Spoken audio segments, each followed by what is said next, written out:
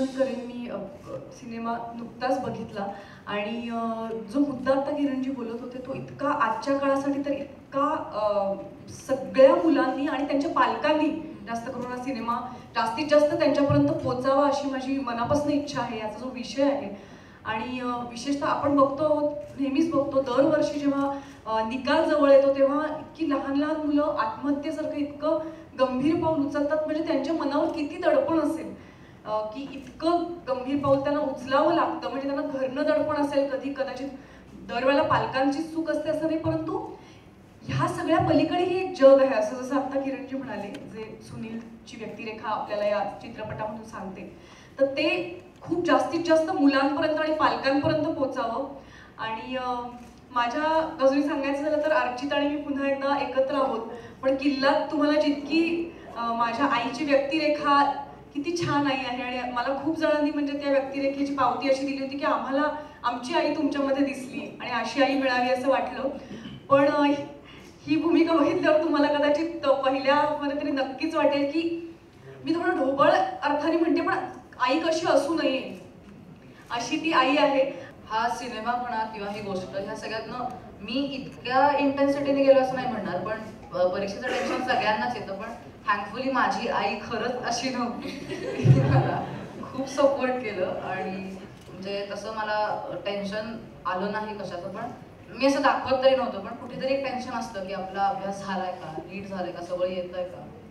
पण हा सिनेमा यातलं जे माझं पात्र आहे ते करताना मला ते जवळचं वाटलं, कारण मी अशी मुलं पाहिली आहेत. म्हणजे माझ्या शाळेत म्हणा किंवा अजून ठिकाणून मी अशी मुलं पाहिली आहेत ज्यांच्या आया खरंच त्यांना असं वागवतात.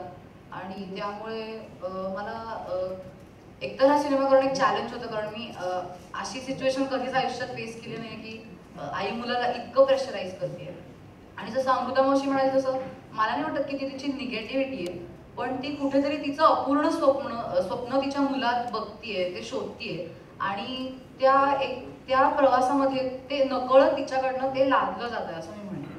आणि माझ्या कॅरेक्टरविषयी बोलायचं झालं तर हा साधा सरळ आणि असा मुलगा आहे जो पटकन कोणाच्यात मिसळणार नाही, सगळं मनात दाबून ठेवेल, जो कमी एक्सप्रेसिव्ह आहे. पण त्याला सुद्धा मनात कुठेतरी वाटतं की आपण आईचं अपूर्ण स्वप्न पूर्ण करावं आणि त्यासाठी तो काही करायला तयार आहे. पण म्हणजे हे करण्याच्या नादात तो हे विसरतोय की आपल्याला पण एक आपलं स्वतःचं आयुष्य आहे, कारण त्याच्या आईवर अफाट प्रेम आहे आणि त्याला काही करून तिचं स्वप्न ते पूर्ण करून दाखवायचं ही त्याची जिद्द आहे असं म्हणून.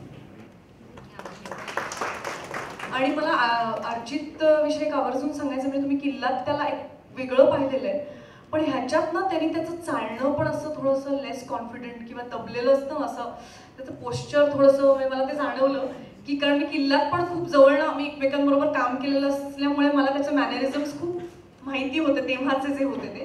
तर मला तेही खूप छान वाटलं की ती अशी कुठणारी आतल्यात हे होणारी मुलं जशी असतात ना त्याचे हात किंवा काही तुम्ही त्याला सांगितलं असलं, पण त्याचं पोश्चर पूर्ण हे त्यांनी इतकं चांगल्या पद्धतीने या चित्रपटात दाखवलं. त्यामुळे तेही पण ते बघायची मजा येईल असं मी म्हणणार नाही, कारण खूप अस्वस्थ व्हायला होतं.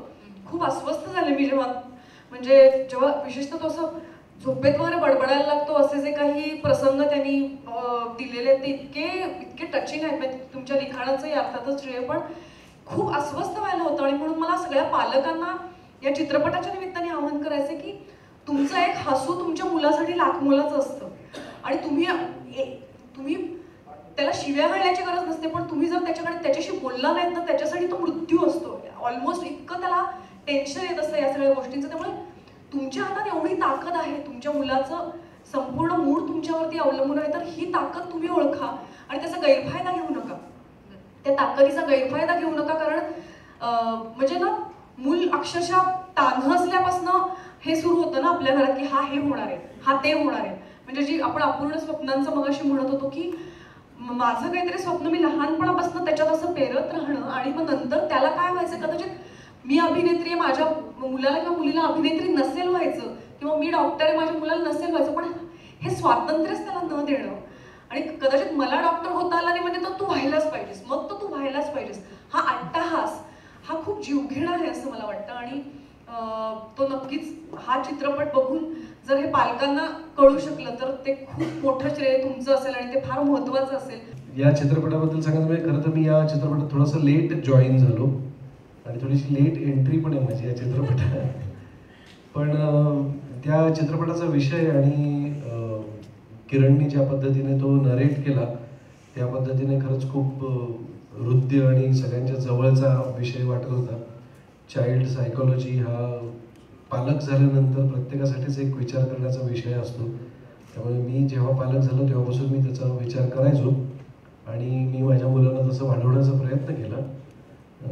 आता खूप मोठी झाली मुलं, हा सुद्धा मुलगा इतका मोठा झाला आहे. तर त्यामुळे मला खूप जवळचं वाटलं. मला असं वाटलं की हे फार महत्त्वाचा विषय आहे, तो यायला हवा आणि त्यासाठी खरं तर मी जोडला गेलो.